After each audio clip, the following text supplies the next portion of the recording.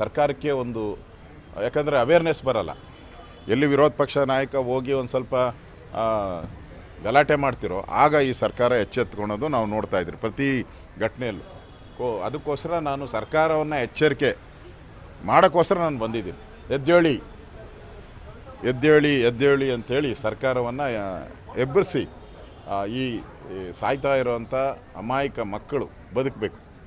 ಇದು ಮಕ್ಕಳಿಗೆ ಹೆಚ್ಚು ಆಘಾತ ತರ್ತಕ್ಕಂಥ ಕಾಯಿಲೆ ನಾವು ನೋಡ್ತಾ ಇರೋದು. ಅದರಿಂದ ಸರ್ಕಾರ ಕೂಡಲೇ ಇದ್ರ ಬಗ್ಗೆ ಎಚ್ಚರಿಕೆ ಗಮನವನ್ನು ಕೊಡಬೇಕು ಅಂತ ಹೇಳಿ ಸರ್ಕಾರಕ್ಕೆ ನಾನು ಆಗ್ರಹವನ್ನು ಮಾಡ್ತಾಯಿದ್ದೀನಿ. ರಾಜ್ಯದಲ್ಲಿ ನಾಳೆ ನಮ್ಮ ವಿಜಯೇಂದ್ರ ಅವರು, ನಮ್ಮ ರಾಜ್ಯ ಅಧ್ಯಕ್ಷರು, ಶಿವಮೊಗ್ಗದಲ್ಲಿ ಭೇಟಿ ಮಾಡ್ತಾ ಇದ್ದಾರೆ. ಅವರು ಕೂಡ ಆಸ್ಪತ್ರೆಗೆ ಹೋಗಿ ಆಸ್ಪತ್ರೆಯಲ್ಲಿ ಪರಿಸ್ಥಿತಿಯನ್ನು ಅಧ್ಯಯನ ಮಾಡ್ತಾ ಇದ್ದಾರೆ. ನಾನು ಎಲ್ಲರಿಗೂ, ನಮ್ಮ ಪ್ರಮುಖ ನಾಯಕರಿಗೂ ಸೂಚನೆ ಕೊಡ್ತೀನಿ. ಎಲ್ಲ ಕಡೆನೂ ಹೋಗಿ ವಿನಂತಿ ಮಾಡ್ತೀನಿ, ನಮ್ಮೆಲ್ಲ ನಾಯಕರಿಗೆ ವಿನಂತಿ ಮಾಡ್ತೀನಿ. ಎಲ್ಲ ಕಡೆನೂ ಹೋಗಿ ಒಂದು ಅವೇರ್ನೆಸ್ ಮಾಡಬೇಕು. ಸರ್ಕಾರ ಇದು ಜನ ಕಷ್ಟದಲ್ಲಿದ್ದಾಗ ನಾವು ಬರೀ ಹೇಳಿಕೆ ಕೊಟ್ಟರೆ ಆಗಲ್ಲ. ನಾವು ಕೂಡ ಸ್ಥಳಕ್ಕೆ ಬಂದಾಗ ಇಡೀ ಆಸ್ಪತ್ರೆ ನೋಡಿ, ನಾವು ಬಂದರೆ ಇಡೀ ಆಸ್ಪತ್ರೆ ಒಂದು ರೀತಿ ಅಲರ್ಟ್ ಆಗ್ತೈತೆ, ಅಧಿಕಾರಿಗಳು ಅಲರ್ಟ್ ಆಗ್ತಾರೆ, ಡಾಕ್ಟ್ರುಗಳು ಅಲರ್ಟ್ ಆಗ್ತಾರೆ. ಅದರಿಂದ ಆ ಕೆಲಸವನ್ನು ಮಾಡಬೇಕು. ನನಗನ್ಸ್ತೈತೆ ಆರೋಗ್ಯ ಸಚಿವರಿಗೆ ನಾನು ಕೂಡ ಆಗ್ರಹ ಮಾಡ್ತಾಯಿದ್ದೀನಿ, ಎಲ್ಲ ಜಿಲ್ಲೆಗಳಿಗೆ ಹೋಗಿ ಭೇಟಿ ಮಾಡಿ. ಇದೊಂದು ಸಂಕಷ್ಟದ ಕಾಲ. ಎಲ್ಲ ಜಿಲ್ಲೆಗಳಿಗೆ ಹೋಗಿ ಭೇಟಿ ಮಾಡಿ.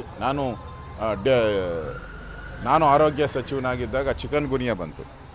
ನನ್ನ ಜ್ಞಾಪಕ ಇದೆ, ನಾನು ಗುಲ್ಬರ್ಗಾದಲ್ಲಿ ಮೀಟಿಂಗ್ ಮಾಡಿದಾಗ ರಾತ್ರಿ 3 ಗಂಟೆ ರಾತ್ರಿಯಲ್ಲಿ ಅಲ್ಲಿ ಎಲ್ಲ ಇಡೀ ಜಿಲ್ಲೆಯ ಅಧಿಕಾರಿಗಳ ಸಭೆಯನ್ನು ಮಾಡಿದ್ದೀನಿ ನಾನು, ರಾತ್ರಿ 3 ಗಂಟೆಯಲ್ಲಿ. ಅಂದರೆ ಎಲ್ಲ ಕಡೆ ನಾನು ಪ್ರವಾಸ ಮಾಡ್ತಾಯಿದ್ದೆ. ಅಂದರೆ ಪ್ರತಿ ಅವರನ್ನು ಕೂಡ ಜಿಲ್ಲೆಗಳಿಗೆ ಭೇಟಿ ಮಾಡಿದೆ. ನಾನು ಆರೋಗ್ಯ ಸಚಿವರಿಗೆ ನಾನು ಆಗ್ರಹ ಮಾಡ್ತಾಯಿದ್ದೀನಿ, ದಯವಿಟ್ಟು ಅಲರ್ಟ್ ಮಾಡೋದು ದೃಷ್ಟಿಯಿಂದ ಇಡೀ ರಾಜ್ಯದಲ್ಲಿ ತಾವು ಕೂಡ ಪ್ರವಾಸ ಮಾಡಬೇಕು.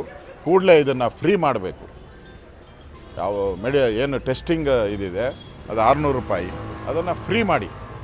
ಈ ಡೆಂಗ್ಯೂ ಒಂದು ಮಹಾಮಾರಿ ತೊಲಗೋವರೆಗೂ ಮಾಡಿ. ಆವಾಗ ಇದು ಕಂಟ್ರೋಲ್ ಬರೋ ಅಂಥದ್ದಕ್ಕೆ ಸಾಧ್ಯ ಆಗುತ್ತೆ.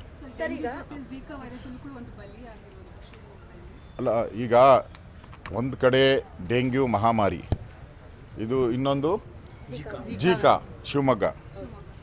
ಜೀಕಾ ಶಿವಮೊಗ್ಗದಲ್ಲಿ ತಲೆ ಎತ್ತಿದೆ, ಅದು ಕೂಡ ತಲೆ ಎತ್ತಿದೆ. ಅದ್ರ ಜೊತೆಗೆ ಕಾಲ್ರಾ, ಕುಡಿಯೋ ಕುಲುಷಿತ ನೀರು, ಅದು ಕೂಡ ತುಮಕೂರಲ್ಲಿ 6 ಜನ ಸತ್ತಿದ್ದಾರೆ. ಸಿದ್ದರಾಮಯ್ಯನವ್ರ ಕಾನ್ಸ್ಟಿಟ್ಯೂನ್ಸಿಯಲ್ಲಿ ಒಬ್ಬರು ಸತ್ತಿದ್ದಾರೆ. ರಾಜ್ಯದ ಮೂಲೆಗಳಲ್ಲಿ ಸುಮಾರು 15ರಿಂದ 20 ಜನ ಈ ಕುಡಿಯೋ ನೀರಿನ ಕಲುಷಿತ ಕುಡಿಯೋ ನೀರಿನಿಂದ ಕಲುಷಿತ ಕುಡಿಯೋ ನೀರಿನಿಂದ ರಾಜ್ಯದಲ್ಲಿ ಈಗಾಗಲೇ 20-30 ಜನ ಸತ್ತಿದ್ದಾರೆ. ಒಂದು ಕಡೆ ಕಾಲ್ರಾ, ಒಂದು ಕಡೆ ಡೆಂಗ್ಯೂ, ಇನ್ನೊಂದು ಕಡೆ ಜೀಕಾ ವೈರಸ್.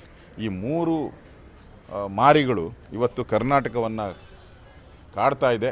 ಈ 3 ಮಾರಿಗಳಿಂದ ಕಾಪಾಡೋಕ್ಕೋಸ್ಕರ ಸರ್ಕಾರ ಎಚ್ಚರಿಕೆಯಿಂದ